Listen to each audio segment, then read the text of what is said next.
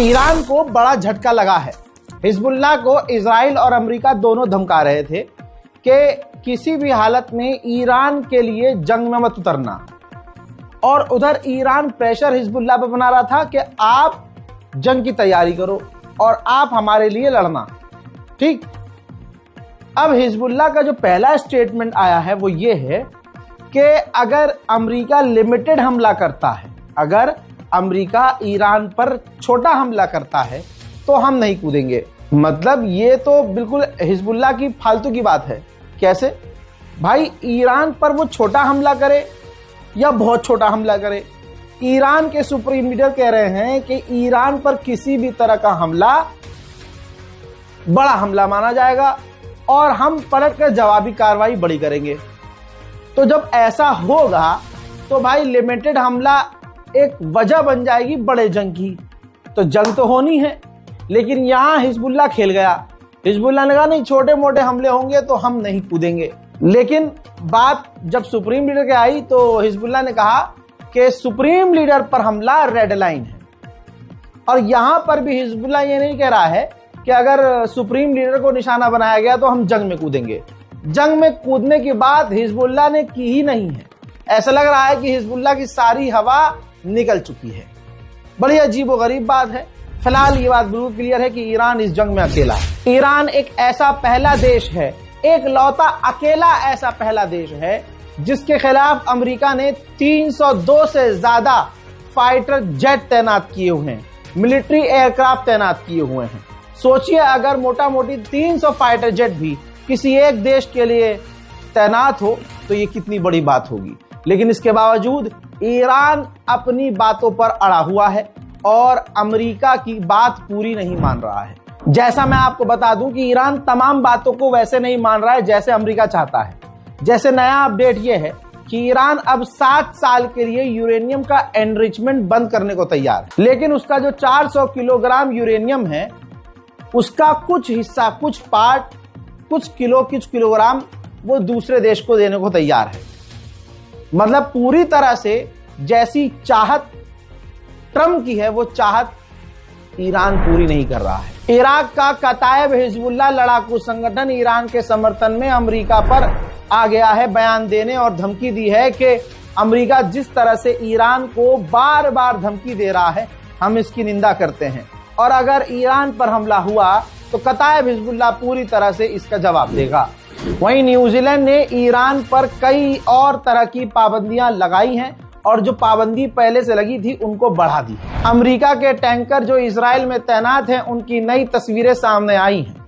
हजरात, इजराइल के अंदर भारी भरकम अमेरिका की अब तैनाती नजर आ रही है, क्योंकि ईरान ने सीधा सीधा कहा है कि अगर हम पर हमला हुआ तो हम पहला हमला, सीधा हमला इजराइल पर करेंगे। मेरे दोस्तों, उधर डेटा से पता चला है कि ईरान अपना तेल बड़ी ही तेजी से बेच रहा है।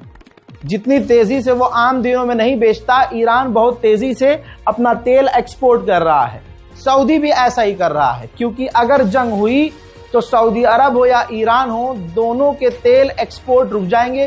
खासकर ईरान पूरी तरह से घिर जाएगा और तेल नहीं बेच पाएगा। ईरान के पार्लियामेंट स्पीकर ने कहा कि हमारे पास सारे ऑप्शन टेबल पर हैं।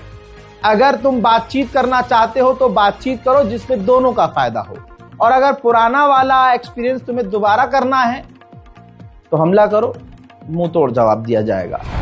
رئیس جمهور آمریکا در کنگره آمریکا در اون گزارشی که طبق روال سالیانه به کنگره میرن مطالب رو اونجا اشاره کرد و من در یک مصاحبه قبلی هم که با CNN داشتم به رئیس جمهور آمریکا گفتم که با اطلاعات غلط تحلیل غلط نکنید و بعد تصمیم غلط نگیرید. شما نگاه کنید اونها در همون حوادث اتفاق افتاد گفتن که مشهد، یادتون هست گفتن مشهد سقوط کرده، هر روز یک حرفی از این بحث و حرفا می زدن. یا عرضم به حضور شما رفتن همون حرف इन तमाम चीजों के बाद ईरान के अंदर ईरान के ही गद्दार लोग ईरान के खिलाफ खतरनाक प्रदर्शन कर रहे हैं। अमेरिका इजराइल की जो ताकत है वो ईरान के अंदर नजर आ रही है। ईरान के विरोधी लोग जैसे जैसे ईरान पर हमले की संभावनाएं बढ़ रही हैं, वो अपने प्रदर्शन को ईरान में तेज कर रहे हैं। चलिए कुछ मंजर मैं आपको दिखा ही देता हूं।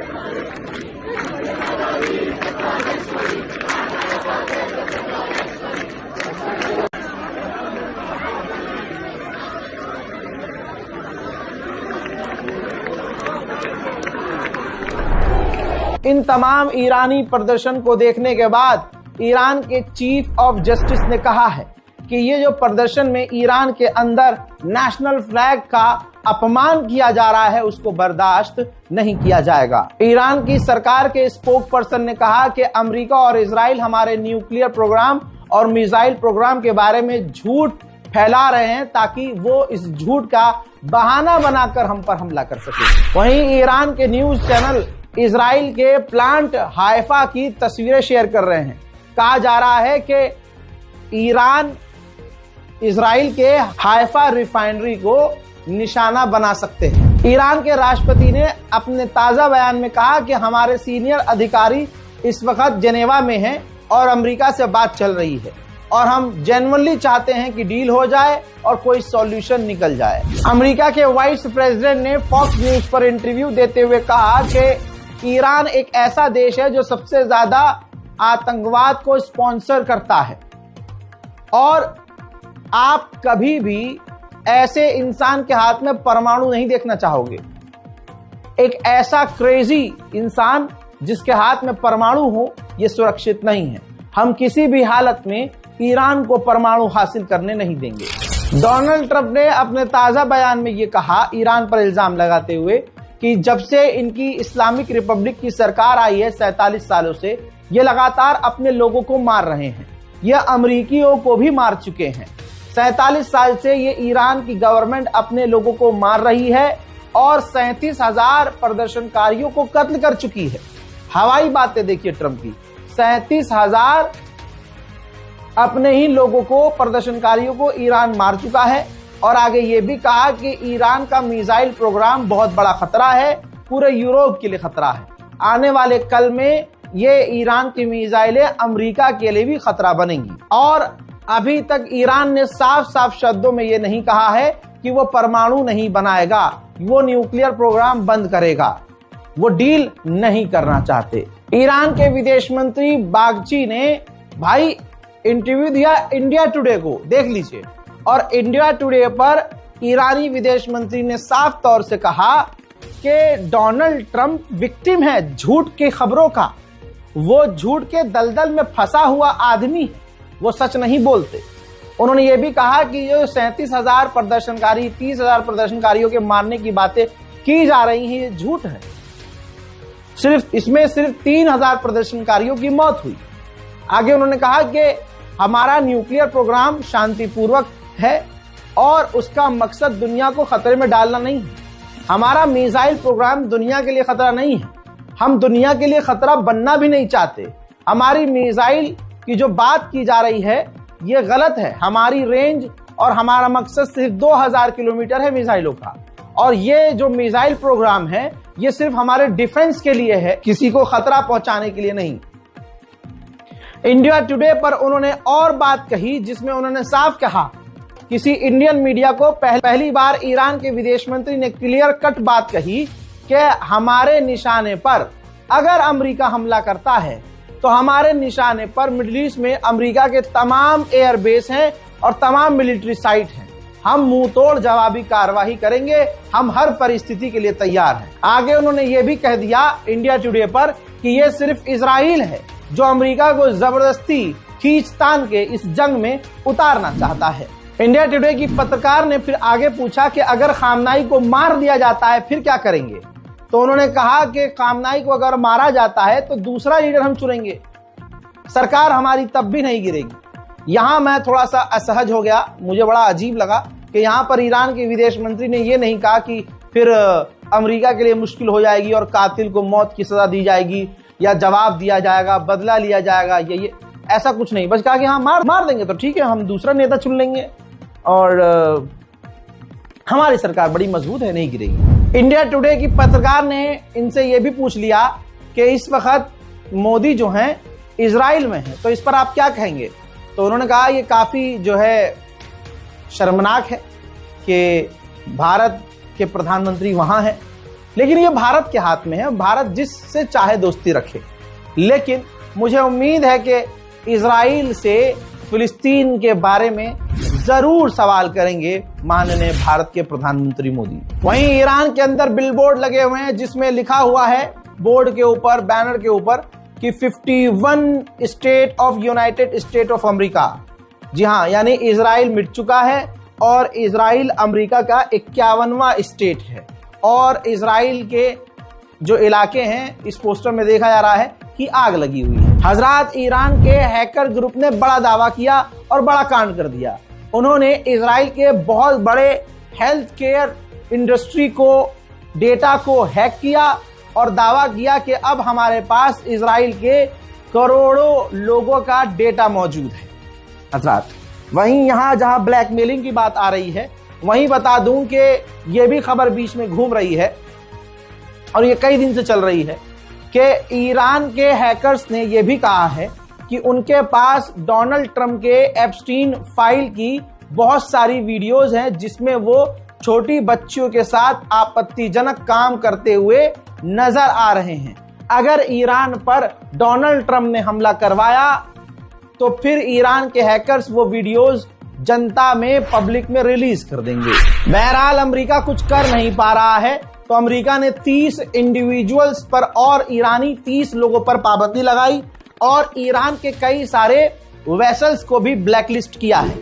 ईरान ने जापान के एक नागरिक को अपने ईरान से ही गिरफ्तार कर लिया। इल्जाम ये था इस पर कि ये जासूसी कर रहा था, जिसके बाद जापान भड़क गया है और जापान ने अपने नागरिक को ईरान से रिहा करने की मांग की है। अमेरिकी एनवॉय ने कहा कि जो ईरान से डील होगी ये हमेशा के लिए होगी, कोई लिमिटेड समय के लिए नहीं होगी, जो भी न्यूक्लियर डील होगी और जो भी ईरान से डील होगी। लेकिन इस बात के बाद एक बात क्लियर है हजरात कि डील नहीं हो सकती अब, क्योंकि ईरान कह रहा है कि हम 4 साल, 5 साल, 7 साल, 10 साल के लिए डील कर सकते हैं। वो भी अपने हिसाब से ईरान कह रहा है कि हम अगर 10 साल के लिए डील करेंगे, फॉर एग्जांपल आज की बात ले लीजिए कि 7 साल के लिए डील करेंगे तो हम जो 4 किलोग्राम यूरेनियम है उसका कुछ 250 ग्राम या 1 किलो यूरेनियम हम किसी और को दे देंगे और 10 साल के लिए तक यूरेनियम नहीं बनाएंगे, लेकिन उसके बाद तो बनाएंगे। अमेरिका कह रहा है, अमेरिकी सेनेटर कह रहा है नहीं, परमानेंट डील हो। जो मतलब अगर 10 साल के लिए कह रहा है ईरान कि हम यूरेनियम नहीं बनाएंगे तो ये बात परमानेंट होगी कि नहीं, 10 साल के लिए नहीं, आप जिंदगी में कभी यूरेनियम नहीं बनाओगे। अब ऐसे में ईरान बिल्कुल उलट दिख रहा है और अमेरिका बिल्कुल उलट, तो डील काफी मुश्किल है। वहीं ऑस्ट्रेलिया ने अपने नागरिकों से कह दिया है कि लेबनान और इजराइल से तुरंत निकल जाए। ईरान ऐसा कोई काम नहीं कर रहा है जिसको देखकर लग रहा हो कि ईरान अमेरिका के आगे कमजोर पड़ रहा है या अमेरिका की चापलूसी करने की कोशिश कर रहा है या ठंडा करने की कोशिश कर रहा है, बल्कि ईरान जो काम कर रहा है इससे अमेरिका की लगातार घंघोर बेइज्जती हो रही है। ये देखिए, ईरान अमेरिकी मिलिट्री बेस पर हमला करने का ड्रिल कर रहा है जिसमें मिसाइल फायर कर रहा है। जी हाँ, अपने हथियार दिखा रहा है, बख्तरबंद गाड़ियां नजर आ रही हैं, प्रॉपर उसकी रिपोर्टिंग हो रही है। ईरान के न्यूज चैनल उसको कवर कर रहे हैं, एक्सक्लूसिव तस्वीर दिखा रहे हैं जिसमें खास करके अमेरिका के मिलिट्री बेस को उड़ाने की तैयारी चल रही है। आगे क्या होना है किसी को नहीं पता।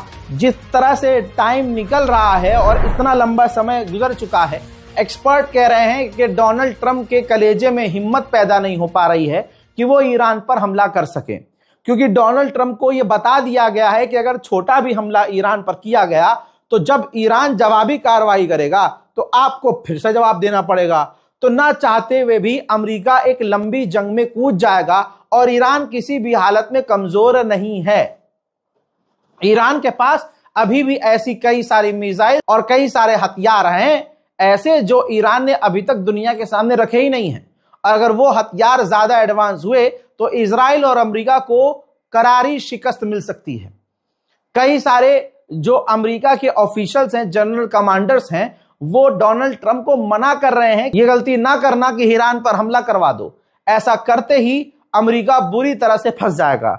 अब यह बात डोनाल्ड ट्रंप की नाक पर है कि हमला करें तो भी दिक्कत, ना करें तो बेइज्जती। हजरात मोहतरम, आपको क्या लगता है? अपनी राय कमेंट सेक्शन में जरूर लिखिएगा। चैनल को सब्सक्राइब जरूर कीजिए, वीडियो को शेयर कीजिए। मैं हूं रजा और आप देख रहे थे रजा ग्राफी अनस्क्रिप्टेड। वसलाम।